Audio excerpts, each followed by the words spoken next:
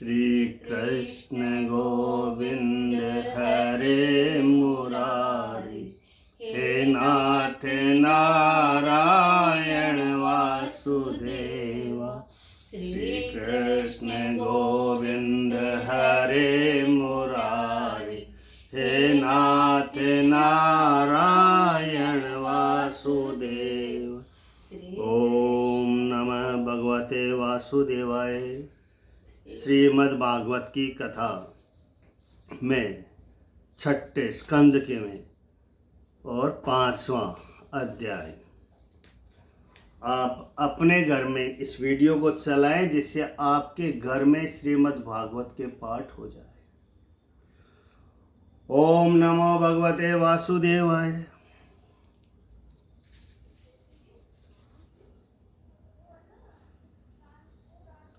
श्री सुखदेव जी बोले कि प्रजापति दक्ष ने विष्णु भगवान की माया में फंसकर उस पंचजन की कन्या असिकनी के गर्भ में हर्यश्व आदि 10 पुत्र उत्पन्न किए। हे नरेंद्र, उन सब पुत्रों का एक सा आचार व्यवहार और एक ही प्रकार का स्वभाव हुआ। जब प्रजापति दक्ष ने उसको सृष्टि उत्पन्न करने की आज्ञा दी तो वे सब पश्चिम दिशा को चले गए। पश्चिम दिशा के उस स्थान में कि जहाँ सिंधु नदी समुद्र के साथ मिली है, उसी स्थान में नारायण सुर नामक एक तीर्थ है। वह अतिशय पुण्यदायक है। बड़े बड़े महात्मा मुनि लोग और सिद्ध गण सदा उसकी सेवा किया करते हैं। दक्ष के पुत्र हर्यश्वर्ण उसी तीर्थ में पहुंचे और उसका जल स्पर्श करते ही उनके अंतःकरणों का अनंत मल भली भांति धुल गया और परमहंस धर्म में उनकी बुद्धि उदित हुई। तथापि उनके पिता ने जो उनको सृष्टि के रचना की आज्ञा दी थी, वह सब उसी काम में लगे हुए सृष्टि के उत्पन्न करने की कामना से बड़े घोर तपस्या करने लगे। एक दिन देव ऋषि नारद जी उस स्थान पर होकर जा रहे थे। उन्होंने जाते जाते देखा कि ये सब हर्ष पवित्र और शुद्ध होकर भी अपने पिता की आज्ञा से प्रजा उत्पन्न करने के लिए उद्यत हो रहे हैं। इसीलिए देव ऋषि नारद जी उनसे बोले कि हे हर्यश्वर्ण, तुम लोग बालक हो, कैसे खेद की बात है कि तुम सब सृष्टि उत्पन्न करने के लिए तपस्या करते हो। यह बड़ी मूर्खता है। भला इस पृथ्वी का अंत बिना जाने तुम किस प्रकार से सृष्टि उत्पन्न करोगे। जहां अकेला ही पुरुष है वह राज्य, और जिससे कभी किसी को निकलते न देखा जाए वह बिल, और जिनके बहुत रूप हो वह स्त्री, और जो पुंचली स्त्री का पति हो वह पुरुष, और वह नदी जो दोनों ओरों को बहती है, और वह ग्रह जो 25 पदार्थों से अति अद्भुत है, और उसमें का ही वह चित्र विचित्र ध्वनि युक्त हंस जो कठिन कठिन शब्दों से और व्रज से बना है, स्वतंत्र और अपने आप घूमता है, ऐसा तीक्ष्ण चक्र। इन सब को बिना जाने तुम किस प्रकार से सृष्टि उत्पन्न करोगे। तुम्हारे पिता सर्वज्ञ थे, उनके अनुरूप आज्ञा किया है, उसको भी भली भांति से पहले जान लेना कर्तव्य है। इन सब बातों को बिना जाने सृष्टि उत्पन्न करने का शीघ्रता से एकाएकी उपस्थित हो जाना किसी प्रकार से हमको ठीक नहीं जचता। श्री सुखदेव जी बोले कि हे परीक्षित, हर्यश्वगण इस बात को सुन अपने स्वाभाविक बुद्धि से नारद जी से कहे हुए कुट वचनों को उत्तर देने का परस्पर विचार करते करते कहने लगे कि देव ऋषि नारद जी ने 10 वाक्य कहे बिना जाने इत्यादि। जो वाक्य कहे हैं उनका अर्थ यही है कि भूमि अर्थात क्षेत्र, जीव संज्ञा की है, लिंग शरीर जो आत्मा के बंधन का कारण है। इसीलिए देव ऋषि नारद जी के इस वाक्य का यही तात्पर्य होगा कि लिंग शरीर के अंत अर्थात विनाश दर्शन करके मोक्ष के विरुद्ध असत्य कर्म करने से क्या फल होगा। और देव ऋषि नारद जी ने जहाँ एकमात्र पुरुष है वह राज्य इत्यादि जो वचन कहे हैं उनका भी यही अर्थ है कि एकमात्र ईश्वर ही सबके साक्षी है, उनका आश्रय और कोई नहीं है, वह अपने आप ही अपने आधार है। उन नित्य मुक्त ईश्वर को बिना जाने और उनमें समर्पण बिना किए वृथा क्रम करने से क्या फल होगा।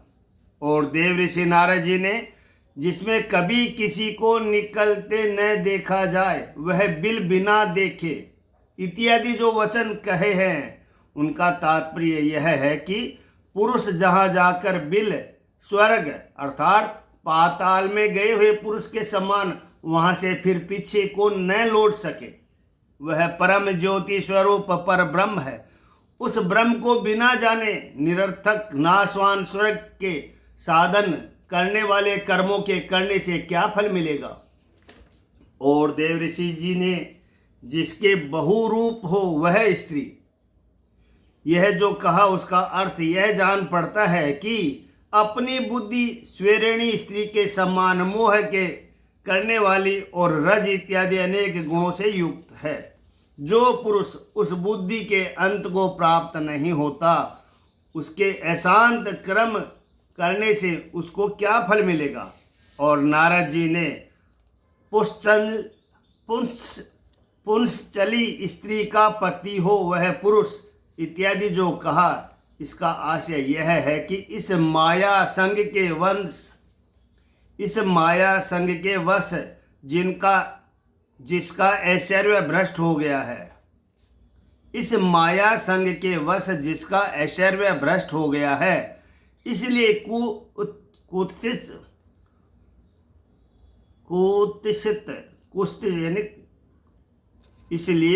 कुस्थित स्त्री के स्वामी के समान जो इस माया के सुख दुख रूप गति का पीछा करते हैं, उस जीव को जो पुरुष नहीं जानता उसके अविवेक से किए हुए कर्मों के करने से क्या फल होगा।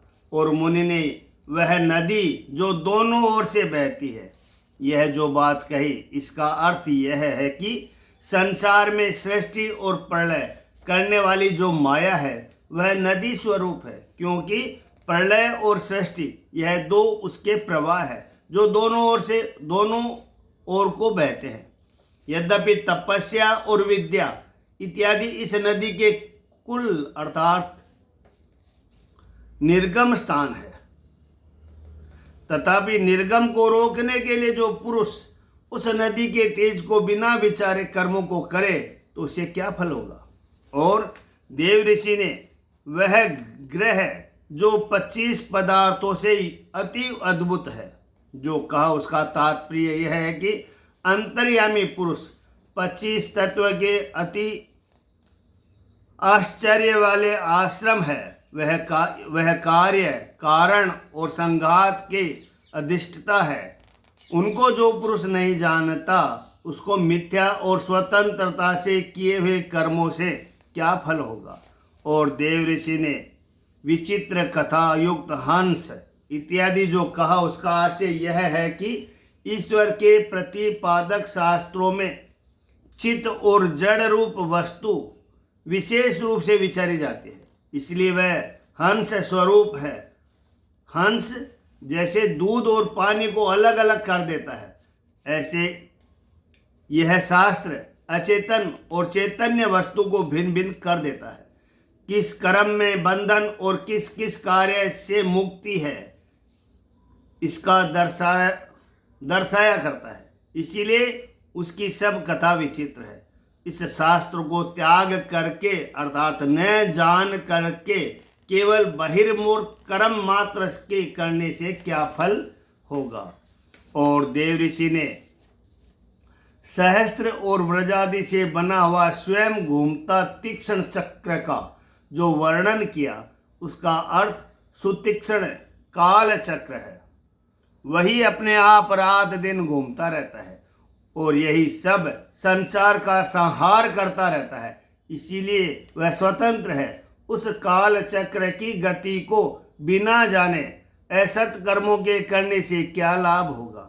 और नारद जी ने जो हमसे कहा कि तुम्हारे पिता की अनुरूप आज्ञा क्या है, उसको भली भांति बिना जाने कैसे सृष्टि उत्पन्न करोगे। इसका तात्पर्य यह है कि शास्त्र ही हमारा पिता है। शास्त्र ही हमारा पिता है, क्योंकि वह द्वितीय जन्म का कारण है। निर्वर्तक होना ही उसकी आज्ञा है। उस निर्वर्तक आज्ञा को जो पुरुष नहीं जानता, वह गुणयुक्त प्रवृत्ति मार्ग में विश्वासवान हो सृष्टि इत्यादि कार्यों में किस प्रकार लग सकता है। दक्षकूट मोक्ष ब्रह्म बुद्धिनाम जीवाना जीव मायांतरात्मनाम शास्त्र कालोपदेश नामाज्ञानम किसी क्रमभि इति। हे राजन, इस प्रकार निश्चय करने के पीछे दक्ष के पुत्र हर्यश्व गण एक मति करके नारद जी के बाद प्रमाण और उनकी प्रदक्षिणा कर जिस मार्ग में फिर लौटना नहीं होता, उस मार्ग में प्रस्थान करते हुए देव ऋषि नारद जी भी ब्रह्म स्वरूप भगवान ऋषि के इसके चरण कमल में अपने मन को संपूर्ण रीति से लगाकर अपनी इच्छानुसार भ्रमण करने लगे, गाने लगे। और कुछ समय बीतने के पीछे प्रजापति दक्ष जी ने देव ऋषि नारद जी के मुख से ही सुना कि सब पुत्रगण जो सुशीलता से सदा शोभा पाते थे, वे अब अदृश्य हो गए हैं। यह जानकर दक्ष जी शोक युक्त हो अपने पुत्रों के लिए शोक संताप करने लगे। अच्छे पुत्र वाला ही शोक का स्थान है। फिर भला सर्वश्रेष्ठ संतान हर्यश्व गणों के लिए दक्ष जी को शोक क्यों नहीं होगा। हे राजन, जब दक्ष जी शोक के मारे व्याकुल हुए, तब भगवान ब्रह्मा जी उनके निकट आए और अनेक प्रकार के वचनों से उनको समझा बुझा कर चले गए। प्रजा उत्पन्न करने की दक्ष के अंतकरण की बड़ी इच्छा थी। जब ब्रह्मा जी ने उनको समझाया बुझाया, तब दक्ष जी ने फिर प्रजा उत्पन्न करने के मन से अपने स्त्री उसी पांचजनी के गर्भ में सबलाश्व नामक एक सहस्त्र पुत्र उत्पन्न किए। प्रजापति दक्ष जी ने सबलाश्व नामक इन पुत्रों को भी प्रजा उत्पन्न करने की आज्ञा दी। यह भी व्रत धारण कर जहां उनके पहले भ्राता तप की करके सिद्ध हुए थे, ये भी उसी नारायण सरोवर पर गए। हे राजन, नारायण सरोवर का पवित्र जल स्पर्श करते ही सबलाश्व गणों का पाप धुल गया और चित्त शुद्ध हो गया। तब पर ब्रह्म स्वरूप अर्थात प्रणव का जप करके बड़ा भारी तप उन लोगों ने आरंभ किया। कुछ महीने जल पीकर, कुछ महीने केवल वायु हवा भोजन कर उन्होंने बिताए और इस मंत्र का अभ्यास करते हुए उस मंत्र पद भगवान की आराधना करने लगे। ओम नमो नारायण पुरुषाय महात्मने विशुद्ध सत्व दीक्षणाय महाहंसाय धीमहि। परम पुरुष महात्मा नारायण विशुद्ध सत्व गुण के आश्रय परमहंस रूपी भगवान का ध्यान करने लगे। हे राजन, सबलाश्वगण प्रजा उत्पन्न करने की कामना से इस प्रकार तप करने में ध्यान लगा रहे थे कि एक दिन देव ऋषि नारद जी उनके निकट आए और जैसे उन्होंने हर्षसों को कुटवचन कहे थे, उन लोगों को भी इसी प्रकार कुटवचन कहे। नारद जी बोले कि हे दक्ष नंदन, सबलाश्वगण हमारे उपदेश किए वचनों को तुम सुनो। तुम सब भाइयों को प्यार करने वाला अपने बड़े भाइयों की पृथ्वी को देखो। जो धर्मज्ञ भ्राता अपने भाई की गति को जाता है, वही पुण्य बंधु है। भ्राता के चाहने वाले देवतागण उसको लेकर आनंद मनाया करते हैं। हे आर्य, हे राजवर्य देव ऋषि नारद जी केवल इतना ही कहकर अपने स्थान को चले गए। उनका दर्शन व्यर्थ नहीं जाता, इसलिए उनके इन वचनों से सबलाश्वगण भी अपने बड़े भाइयों के मार्ग की रीति पर चले। वे लोग बहुत सुंदर प्राचीन परमेश्वर के मार्ग को गए। जिस प्रकार पश्चिम को गए रात्रि लौट कर नहीं आती, वैसे ही आज तक वे लौट कर नहीं आए। हे राजन, इस ओर प्रजापति दक्ष को अनेक अनेक भांति के उत्पात दिखने लगे। उन्होंने थोड़े दिन पीछे सुना कि नारद जी की सम्मति से सबलाश्व नामक पीछे उत्पन्न हुए पुत्रगण भी विनाश को प्राप्त हुए। इसीलिए दक्ष पुत्र शोक से मूर्छित हो महर्षि नारद जी के ऊपर क्रुद्ध हुए। देवऋषि नारद जी ने पहले ही जान लिया था कि पुत्रों की पारमहंस धर्म में निष्ठा की कथा सुनकर प्रजापति दक्ष क्रोधित होंगे। इसीलिए नारद जी अनुग्रह प्रकट करने के लिए उनके निकट गए। तब दक्ष जी क्रोध वेग में मारे अधरों होठों को फड़कराकर नारद जी के अपमान करने लगे। दक्ष बोले कि अरे असाधु, तेरा केवल वेश ही साधु के तुल्य है, परंतु वास्तव में तू साधु नहीं, क्योंकि तूने हमारे पुत्रों के ऊपर अतिशय असाधुपन का व्यवहार किया। हमारे पुत्र निज धर्म में प्रवृत्त थे, तूने उनको भिक्षु कमार्ग का उपदेश किया। क्या यह साधु का कर्म है? ब्राह्मण जन्म लेते ही 3 ऋणों का ऋणी होता है। ब्राह्मण जन्म लेते ही 3 ऋणों से ऋणी होता है। वह तीनों ऋणों से बिना कर्मों की मीमांसा किए बिना छुट्टे मुक्त नहीं हो सकता। हे पाप रूप, अभी हमारे पुत्र का ऋषि ऋण नहीं छूटा। पुत्र उत्पन्न करना और यह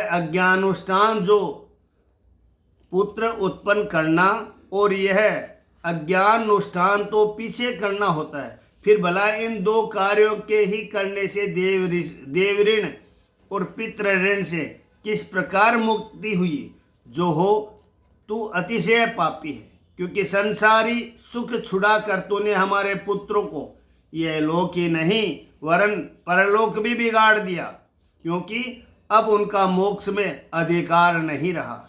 मनुस्मृति में है कि ऋणानि त्रीण्य पाप कृत्यम मनोमोक्षे निवेश्यते। अन्य पाप कृत्य मोक्ष तू सेव मानो व्रजंत्यंध श्रुति। जाय मानो वे ब्राह्मण स्त्री भ्री ऋणे ऋणवान जायते ब्रह्मचरणे ऋषिभ्योम यज्ञनम दिव्यम प्रजायाम पितृभयम एष वा अनुनो यह पुत्री यज्वा ब्रह्मचारी वासी इति। तू बड़ा निर्दयी है। बालकों को पुत्रादि उत्पन्न करने की मति तूने बिगाड़ दी। क्या आश्चर्य है, तू इस प्रकार से भगवान का यह नाश करने वाला होकर किस भांति से उनके पार्षद गणों के बीच में फिरा करता है? क्या निर्लजता है। अरे हम देखते हैं कि तेरे सिवाय सब भगवत भक्त सब प्राणियों पर अनुग्रह करने में उपस्थित रहते हैं, परंतु तू मित्रों से द्रोह करने वाला है और जो वैरी न हो उसे तू वैरी बना देता है। इस प्रकार से सब प्राणियों का अप्रिय करने में तुझे लज्जा नहीं आती? यदि तूने अपने मन में ऐसा समझा है कि वैराग्य से उपशम और उपशम से स्नेह की फांसी टूट जाती है और विरक्त पुरुषों के 3 ऋणों को दूर करना अनावश्यक है, तो भी ज्ञान के बिना मिथ्या इस प्रकार का वेश धारण कर इस प्रकार मति चलायमान करने से पुरुषों को कभी वैराग्य नहीं हो सकता। जब वैराग्य ही नहीं तब उपशम कहाँ से होगा? जब उपशम नहीं तब स्नेह पास छूटने की क्या संभावना है? जब तक यह किसी बात का अपने आप ही अनुभव करता है तब तक विषयों की तीक्ष्णता से जो आप वैराग्यवान हो तो ठीक है, औरों के सिखाने के बहाने से जो बुद्धि भिन्न कारण से ज्ञान होती है वह कुछ भी नहीं है। जो हो, हम लोग साधु हैं, कभी किसी का अप्रिय करना नहीं जानते। तूने हमारे यह सहने के अयोग्य अप्रिय क्रम किया, इसको हमने सहन कर लिया। परंतु हे अधम संतान के नाश करने वाले, तूने हमारे जो अभद्र अर्थात पुत्र गणों का स्थान भ्रष्ट करके अमंगल किया, इसीलिए लोगों के मध्य में तुझे कहीं स्थान प्राप्त नहीं हो सकेगा। अर्थात एक स्थान पर बैठेगा तो तेरे मस्तक के दर्द हो जाएगा, तेरा जन्म भटकते ही भटकते कटेगा। श्री सुखदेव जी बोले कि हे राजन, साधु सम्मत देव ऋषि नारद जी को जब पुत्र शोक से व्याकुल हुए दक्ष जी ने श्राप दिया, तब नारद जी कुछ न कहकर उस श्राप को अंगीकार कर लिया, क्योंकि प्रतिशाप देने में समर्थ होने पर भी उसको सह लेना ही साधुओं का मत है। इति श्रीमद्भागवते महापुराणे षष्ठ स्कंद भाषा टीकाया नारद श्राप वर्णन पंचमो अध्याय। ओम नमो भगवते वासुदेवाय। श्री सुखदेव जी बोले कि हे राजन, इसके पीछे दक्ष प्रजापति ने ब्रह्मा जी की आज्ञा से असिकनी अपनी स्त्री में अति प्यारी 60 कन्या उत्पन्न की, क्योंकि स्त्रियों को एक ही ज्ञान नहीं प्राप्त होता। उन 60 कन्याओं में से दक्ष धर्म को 13, कश्यप जी को 27, चंद्रमा जी को ब्याह दी। उन 60 कन्याओं में से दक्ष धर्म 10 धर्म को, उन 60 कन्याओं में से 10 धर्म को, 13 कन्याएं कश्यप जी को और 27 कन्याएं चंद्रमा जी को ब्याह दी।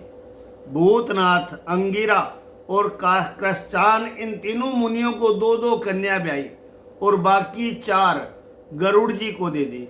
हे राजन, प्रजापति दक्ष जी की सब कन्या पुत्रवती हुई। उनके नाम अलग अलग कहता हूँ, तुम सुनो। उनके ही पुत्र पौत्रादिकों से पृथ्वी परिपूर्ण हो गई। हे महाराज, भगवान धर्म ने जिन 10 कन्याओं का पाणी ग्रहण किया, उनके यह नाम है: भानु, लंबा, ककुभ, जाम्बी, विश्वा, संध्या, मरुत्वती, वसु, मुहूर्ता और संकल्प। अब इनमें से प्रत्येक के वंश का विवरण कहते हैं, तुम श्रवण करो। हे राजन, भानु का पुत्र देवरसभ का पुत्र इंद्रसेन, लंबा नामक जो धर्म की पत्नी हुई, उसके गर्भ से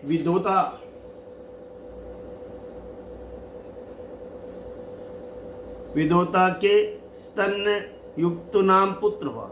हे राजन, कुकुब नामक धर्म की स्त्री के संकट नाम का पुत्र हुआ। इस संकट का पुत्र कीकट हुआ।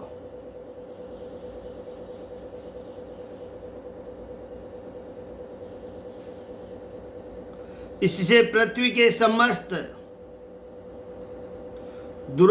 अर्थात दुर्गाभिमानी देवता गण उत्पन्न हुए। जामिका का पुत्र स्वर्ग, जिसमें नंदीगण की उत्पत्ति हुई। हे राजन, विश्वा के पुत्र विश्वे देवगण हुए, उनके कोई संतान नहीं हुई, इसीलिए उनको लोकों में अप्रजा कहा करते हैं। इस प्रकार से सांध्या के संतान सांध्यगण और उनका पुत्र अर्धसिद्ध हुआ। मरुत्वती के गर्भ में 2 पुत्र हुए, उनके नाम मरुत्वान और जयंत हुए। उनमें जयंत वासुदेव के अंश से उत्पन्न हुए थे, इसीलिए सब उनको उपेंद्र भी कहते हैं। हे राजन, मुहूर्ता के गर्भ में मुहूर्ती नामक देवगण उत्पन्न हुए। वे लोग प्राणियों को अपने काल का उत्पन्न हुआ फल दान किया।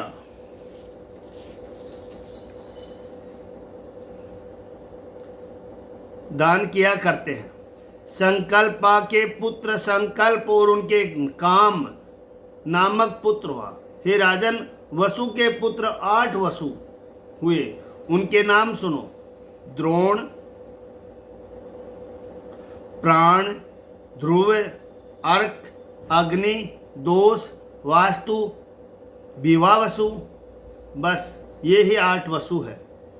उनमें द्रोण की स्त्री अभिमति के गर्भ से हर्ष, शोक, भय इत्यादि पुत्र उत्पन्न हुए। प्राण की स्त्री ऊर्ध्वस्वंती भार्या के गर्भ से सह, आयु और पुरोजव पुत्र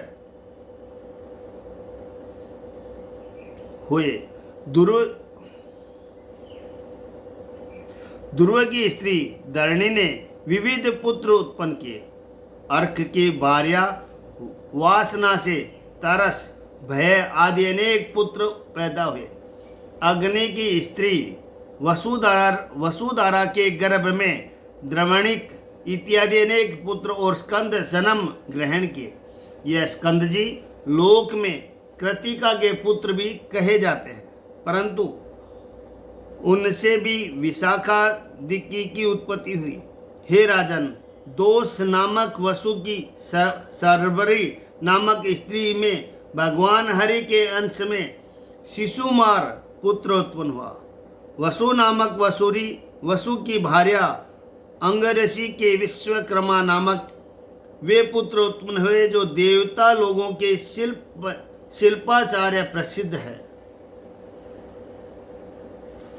हे राजन, विश्वकर्मा जी से चाक्षुष मनु उत्पन्न हुए, जिनके पुत्र विश्वदेव और साध्यगण हुए। हे कौरव श्रेष्ठ, विभावसु नामक वसु की स्त्री उषा ने व्युष्ट, रोचिस, आतप यह 3 पुत्र उत्पन्न किए। इन तीनों पुत्रों के मध्य आतप से पंचयाम अर्थात दिवस की उत्पत्ति हुई, जिससे कि सब प्राणी अपने अपने कर्मों में लगे रहकर जागते रहते हैं। हे राजन, प्रजापति दक्ष जी ने जो अपने 2 कन्या भूत को दी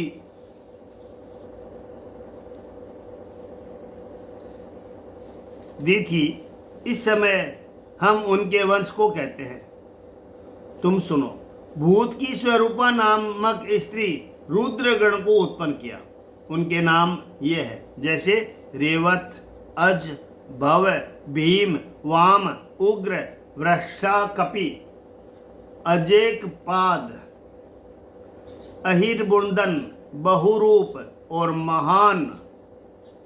हे राजन, ये 11 रुद्रों के पार्षद जो प्रेतादि हुए, वे इस भूत की दूसरी स्त्री में उत्पन्न हुए। हे राजन, अंगिरा प्रजापति की स्वधा व सती नामक 2 भार्या हुई। उनमें स्वधा ने पितृगणों को अपना पुत्र मानकर स्वीकार कर लिया और सती ने अधर्वा गिरह नामक एक वेद को पुत्र करके मान लिया। हे राजन, कृशासव प्रजापति की अर्ची और दीक्षिणा नामक 2 भार्या थी। कृशासव ने अंची के गर्भ से धूमकेश को उत्पन्न किया और दीक्षिणा के गर्भ में वेदशिरा, देवल, वयुन और मनु यह 4 पुत्र उत्पन्न किए। ताश्रिय प्रजापति की 4 स्त्रियां हुई, विनीता, क्रुद्ध, पातंगी और यामिनी। इनमें पातंगी ने पातंगों का प्रसव किया। यामिनी ने सलभ यानी टीडी पुत्र उत्पन्न किए। विनीता ने गरुड़ और अरुण नामक 2 पुत्र उत्पन्न किए। उनमें गरुड़ जी साक्षात यज्ञेश भगवान विष्णु जी के वाहन हुए और अरुण सूर्य नारायण जी के सारथी हुए। हे राजन, कद्रु के गर्भ से उनके नाग उत्पन्न हुए। हे भारत, चंद्रमा की पत्नी कृतिकादि हुई, परंतु प्रजापति चंद्रमा सब स्त्रियों का निरादर करके केवल रोहिणी से ही अति प्रीति किया करते थे। इसीलिए और कन्याओं का दुख देखकर दक्ष जी ने श्राप दिया कि तुम क्षयी रोगी हो जाओ। इसीलिए चंद्रमा से इनकी स्त्री के गर्भ में कुछ संतान नहीं हुई। फिर प्रजापति चंद्रमा क्षयी रोग हो जाने से अपने मन में महादुखी रहने लगा। तब अनेक विनय से दक्ष को प्रसन्न किया। पीछे दक्ष ने प्रसन्न होकर यह वर दिया कि कृष्ण पक्ष में जो तेरी कलाएं क्षीण हो जाती है वह कला शुक्ल पक्ष में पूरी हो जाया करेगी। इस प्रकार कला तो होने लगी परंतु संतान तो एक न हुई। हे राजन, कश्यप जी की जो स्त्रियां हुई वे सब लोगों को जननी है। इसीलिए उनके कल्याणकारी नाम सुनो, क्योंकि यह सब जगत कश्यप जी की स्त्रियों से ही उत्पन्न हुआ है। अदिति, दीति, दनु, काष्ठ, अरिष्टा, सुरसा, इला, मुनि, क्रोधवसा, ताम्रा, सुरभि, शर्मा और तिमी, यह सब कश्यप जी की स्त्रियां हुई। इनमें से तिमी के पुत्र यदोगण अर्थात समस्त जल जंतु उत्पन्न हुए और शर्मा के पुत्र हिंसा करने वाले चतुष्पद विशेष हुए। हे नृपोत्तम, सुरभि के पुत्र गो, महिष और 2 खुर वाले और दूसरे पशु हुए। ताम्रा के सेन, शिक्रा, गिद्ध इत्यादि विहंगमण गण और मुनि की संतानें अप्सराएं हुई। हे राजन, क्रोधवसा के पुत्र दंदसुक और सरप इत्यादि पेट के बल चलने वाले उत्पन्न है। इला के पुत्र सर्व प्रकार के भूरही यानी वृक्ष लतादि जन्म और सुरसा के पुत्र राक्षस हुए। अरिष्टा के गंधर्व गण जन्मे। काष्ठा के संतान 1 खुर वाले घोड़े आदि उत्पन्न हुए। हे राजन, कश्यप प्रजापति की दनु नामक स्त्री के 61 पुत्र हुए। उनमें 18 प्रधान पुत्रों के नाम सुनो। द्विमूर्धा, संबर, अरिष्ट, हयग्रीव, विभावसु, अयोमुख, सकुशिरा, स्वरभानु, कपिल, अरुण, पुलोमा, वृक्षपर्वा, एक चक्र, अनुतापन, ध्रुमकेश, विरूपाक्ष, विप्रचिति और दुर्जन्य। हे राजन, इन कहे हुए दानवों के मध्य स्वयं भारणु के सुप्रभा नामक जो एक कन्या हुई, नमुची ने उसका पाणी ग्रहण किया। और वृक्ष पर्वा के श्रमष्टा नामक जो एक कन्या हुई, नहुस पुत्र बलियता ययातिनी ने उसके साथ यथाविधि विवाह किया। हे राजन, दनु के पुत्र जो वैश्वानर हुए उनके उपदानव हयशिरा, पुलोमा और कालका चारु दर्शन वाली 4 कन्याएं हुई। यथा उनमें उपदानव के साथ हिरण्याक्ष ने विवाह किया और हयशिरा क्रतु की स्त्री हुई और पुलोमा व कालका इन दोनों दानव कन्याओं के साथ प्रजापति कश्यप जी ने ब्रह्मा जी के कहने से विवाह किया। उनके निवात कवच इत्यादि 60,000 पुत्र हुए। यह सब पुत्र पोलोम और काल के नाम से प्रसिद्ध है और वे अनंत वीर्यवान होने से सदा युद्ध विग्रह करने में लगे रहते थे और ऋषि मुनि इत्यादि के यज्ञ में सदा बाधा डाला करते थे। हे राजन, इसीलिए तुम्हारे पितामह अर्जुन को स्वर्ग में इंद्र ने कहा कि तुम मेरे परम मित्र हो, उनको मारकर मेरा भय दूर करो। तब इंद्र के कहने से अकेले ही अर्जुन ने इन सब दानवों को मार डाला। हे राजन, इस कर्म के करने से तुम्हारे पितामह अर्जुन देवराज इंद्र के अतिशय प्यारे हुए थे। दीति के सुत हिरण्याक्ष हिरण्यकश्यप हुए और एक सिंहिकी का नाम कन्या हुई। हे महाराज, इस सिंहिका विप्रचित दानव की भार्या हुई। इस सिंहिका के गर्भ में 101 पुत्र उत्पन्न हुए। उन सब में बड़े राहु केतु हुए। सिंहिका के गर्भ में 101 पुत्र उत्पन्न हुए और उन सब में बड़े राहु केतु हुए। हे ग्रह भाव को प्राप्त हुए, ये ग्रह भाव को प्राप्त हुए। अब अदिति के वंश का वर्णन करते हैं, वह तुम सुनो। इस वंश में भगवान विभु अपने अंश से स्वयं अवतरित हुए। हे राजन, विवस्वान, अर्यमा, पूषा, त्वष्टा, सविता, भग, दाता, विदाता, वरुण, मित्र, शक्र और उरुक्रम, ये 12 सूर्य अदिति के पुत्र हुए। उनमें विवस्वान से भाग्यवती संज्ञा के गर्भ में श्राद्ध देव नामक मनु है और यम, यमुना, ये 2 पुत्र कन्या उत्पन्न हुई।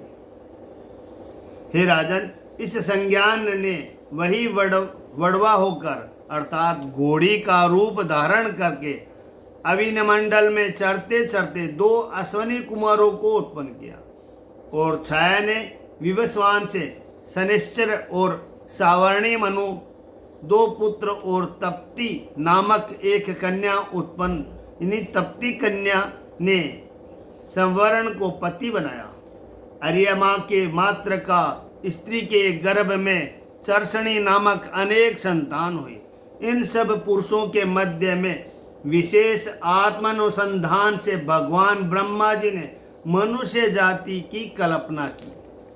पूषा के कोई संतान नहीं हुई, वह पुत्र रहित और दंतहीन होकर पिसी हुई सामग्री का भक्षण करता है। क्योंकि पहले दक्ष जी के ऊपर कुपित भगवान शिव को निहार कर अपने सब दांत निकाल कर यह पूषा ऊंचे शब्द से हंसा था। इसी कारण इसके सब दांत शिवजी के गण ने तोड़ डाले। और हे राजन, त्वष्टा प्रजापति की रचना नामक स्त्री हुई। इसके गर्भ में सन्निवेश और विश्वरूप की उत्पत्ति हुई। यद्यपि यह विश्वरूप शत्रु लोगों के भगिनी इन बहन के तनय थे, तो भी जब अंगिरा गोत्री बृहस्पति जी ने देवताओं को त्याग दिया, तब देवता लोगों ने इन्हें विश्वरूप जी को अपने पुरोहित बनाया था। श्रीमद् भागवते महापुराण षष्ठ स्कंद 62 टीकाया 10 कन्या वंश वर्णन नामक षष्ठोध्याय। ओम नमो भगवते वासुदेवाय। श्री कृष्ण गोविंद हरे मुरारी, हे नाथ नारायण वासुदेवा। ओम नमः शिवाय। इसमें नवग्रहों का भी वर्णन आया है, राहु केतु का भी वर्णन आया है, इसलिए इनको भी प्रणाम करना जरूरी है। ओम ब्रह्मा मुरारी त्रिपुरांतिकारी, भानु शशि भूमि सुदो बुधस्य, गुरुश्च शुक्र शनि राहु केतु, सर्वग्रह शांतिकरा भवन्तु। ओम नमो भगवते वासुदेवाय। राम राम।